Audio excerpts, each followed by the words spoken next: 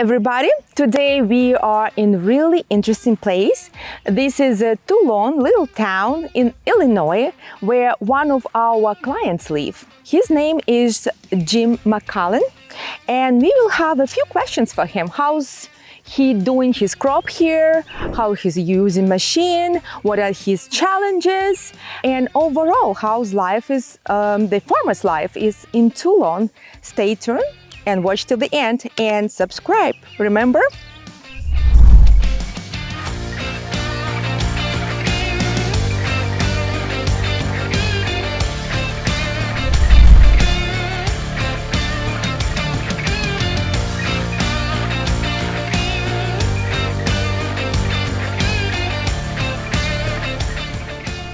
Hi, and today we are in Toulon, Illinois, and this is our dear customer, Jim McMillen. So thank you for having us today. Yeah, we really appreciate it. It's a beautiful day. I know you have a lot of work to do, but I promise we'll try to be as fast as possible. So thank you for your time and being our loyal customer. Jim bought ADS 200 CDC, the one with the cyclone, a while back, right? Yes. Yeah, it's probably been at least a year, a little over a year. Right. Okay, but you know what? Let's start kind of from far away, you know? I see you have very nice farm here. How did you get into farming? Well, this is the homestead where I grew up. And so we've been farming for over 100 years, you know, traditional corn, soybeans.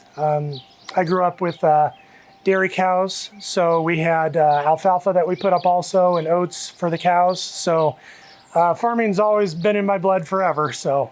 Oh, that's amazing. So you pretty much inherit into it, kind of. Kind of, yes. Earn my way back into the operations, if you will. That's amazing. That's always a great story, you know, when several generations doing the same thing and inherit and grow the farm.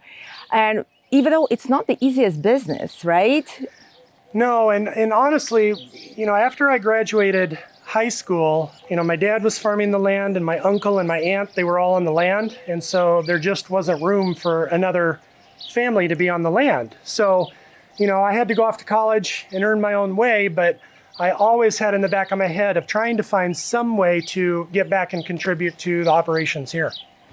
That's phenomenal. And mostly, what is it you grow? So me personally, I grow organic popcorn. Oh, okay. So that's popcorn which pop, and you know, you use in the movie. That's right. To enjoy. Okay. That's right. That's phenomenal. And you supply like a local stores, schools? Yeah, you know, in my business plan, but I'm supplying to schools for all their athletic events, some local grocery stores, some farmers markets, you know, partnering with urban farmers that are growing and stuff. So just trying to get the word out there. Distribution is, you know, is kind of the hardest thing, really. That's true. You know, you first you grow, you go through all this, you know, dealing with the weather, there's the prices on the market and fertilizers and you name it. And then at the end, you still have to sell it. Correct. You know? Correct. Okay. And being a farmer growing popcorn, what challenges you usually faces? What made you to start looking for the grain cleaner?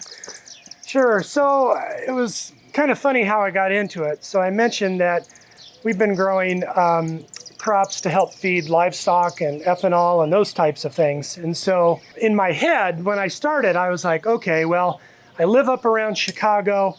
I've got plenty of farmer friends down here that know how to grow crops, right? Because I haven't done it for a long time. So in my head, I was thinking, they can grow the crops and I can help market and sell it because that's what I earn my living on. So that's kind of how it started. And I remember that when time came to plant, I was like, okay, guys, go plant it, you know? And they were like, well, we don't know anything about growing popcorn. And I was like, wait a minute, we've been growing corn for 100 years. Like, it can't be that difficult. So they started asking me all the decisions, right? So they're like, do you know what varieties you're going to plant? Are you going to spray? Are you going to, you know, what can you spray? We don't know if you can even spray it. So I said, okay, I'll make it easy. I'll just go organic. Then I don't have to research it. I don't, you know, because there's a lot of that's involved with the chemicals that farmers use now and stuff. So I said, okay, I just won't use chemicals. Well, So without chemicals, it just introduces weeds and volunteer plants and things. So during harvest, there's just a lot of trash in the seeds. There's stalk parts, there's weed seeds, there's plant pieces, there's just a lot of stuff because of the organic. Mm-hmm. I have a lot of other organic friends that farm around here, and so I think it's the right decision for my business, but it does make it a challenge when you have to get down to, when you think about opening up that bag of popcorn, putting it in the microwave, right. like it's pristine. Right. And it's not always like that out in nature. So I was like, okay, now I have another challenge that I have to solve. So basically, all the impurities in your product would pretty much make you to start looking for new grain cleaner, or for the grain cleaner at all. Correct. It's amazing kind of the things that you take for granted. So, when you look at the grain, you're like, I can't bag this. There's all sorts of stuff in here. So then you have to go, okay, well, I have to clean it somehow. That's what kind of started my search into, okay, so how do you clean grain? I see. Okay. I'm pretty sure you are doing your homework well from what I already understood about you. Yeah, like you're really doing your homework. I'm pretty sure you had a lot to choose from. So how you came across of Metra? There's a lot of things. So, I grew up, as social media was taking off, and so the internet, there's just tons of information out there. So I just started there and started researching grain cleaning. Metra was coming up, so they were on my radar, but then I was looking for other competitors to compare against that. So I had something to contrast because this was a new avenue. And so, I usually try to put together a list of 5, and, typically 3 people only kind of call you back. So then out of those 3, then you get a pretty good picture of the pros and cons of each machine and whether it'll work for you or whether it won't. I see. Okay. And were you able to accomplish what we were looking for with the Metra cleaner? Oh, yeah. So there's a number of things that I like about the Metra. So the size of the unit that I have, it's very manageable and very mobile. I can move it by hand if I need to. Right. So that's nice. So if I have to clean grain outside or if I have to clean grain anywhere, I can move it without a problem. There's also the simplistic of the construction. There's only one fan.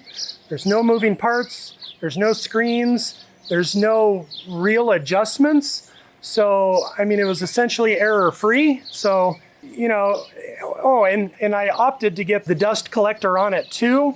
I just thought that growing up on a farm, you're around dust your whole life. Right. You never get rid of it, and it's always everywhere. So it just seemed like a nice feature to add to it to just kind of minimize all those things that I'm trying to keep out of the grain. So the Metra I have basically in the first step of my process. And so the tasks that it does for me, it almost acts as a scalper, so it gets rid of the biggest impurities. It'll clean out any heavy things like rocks or real heavy things. And with cleaning grain, the more times you can put it over air, the better. So the air gets out of all the little bees' wings. I guess that's what we call it in popcorn. With conventional corn, we always called it red dog, because the ears are red. And it'll do weed seeds, it'll do insects, it'll do, the fines that we talked about from the popcorn. And then the other thing that I liked it too is that it also then does a pre-sort to get you to quality. So since I decided to grow organically and I'm selling directly to the consumer, you got to start with quality. That's just the name of the game. Otherwise, you don't have a product to sell. So it was really nice too that the Metra in one pass kind of did all that and then got me to the corn that I really wanted to focus on. And I didn't have to worry about any of the other stuff, the smaller stuff or the big stuff. So when the cleaner originally arrived, was delivered to you, you actually picked it up yourself, I believe, right? No, you guys delivered it. Oh, are you? So, but you came to facility before, right? Yes. So the other advantage is that, you had a local sales office that was close to me. So I brought a sample of popcorn just to see how you guys would run that. And so that's what also helped me, aid in my decision. Makes sense. Okay. And when the machine arrived, how difficult that was to put it together and start cleaning? Yeah, I mean, it was completely assembled. You know, all we had to do was take a forklift off, and it was the perfect size because it fits underneath the rafters in the barn. I also put the optional caster wheels on it too. Right. And so I even measured and made sure that it also fit even with the wheels on it. So, you know, once it was in there, I just kind of muscled it into position. You know, it was a piece of cake. Yep, it's pretty easy. I agree. Oh, I just man. want to make sure, you know, that everybody understands Sure. that. There's always a little installation. Right. It's always like something. So people first ask like, okay, the manual and this, but reality is you don't need any of that. It's pretty self-explanatory. Correct. Would you agree? Right? Yep. Okay. I want to finish with a little gift for you. That's a hat, Metra, and a jacket. Hopefully, it's an extra large. So hopefully it will fit you. It helps a lot on the wind and, you know, and you can, there's a little pocket.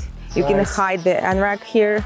So it's pretty good, you know. I like it. I wear it a lot. So that I will definitely need this for yeah, sure. thank you again. We appreciate thank you. Thank you very much. Bye. Bye. Your daddy is a star. I know. Camden's birthday today, actually. Yes, congratulations. I didn't know. You should have told me. I would bring the cake. What is it? Ancient barn? Like, how old is this? Yeah, so Is that some? yeah, this barn was put up in the I don't know. There's a cornerstone over there. I think it was either the. That's amazing because I like the architecture. You know, it's very unusual, not like a plain,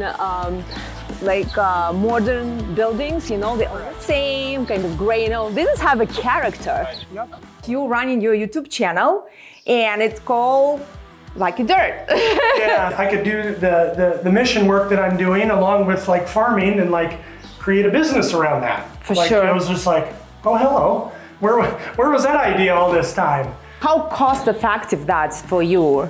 The investing in something, you know, in clean yourself. So these are the things that I had to sort out by hand. Oh wow. And so I've got 16,000 pounds of popcorn, and to sort out one kernel, it's like literally the needle in the haystack. So I don't know. I know I couldn't do that. All of this has to clean out before I can get to this. So this is the final packaged product.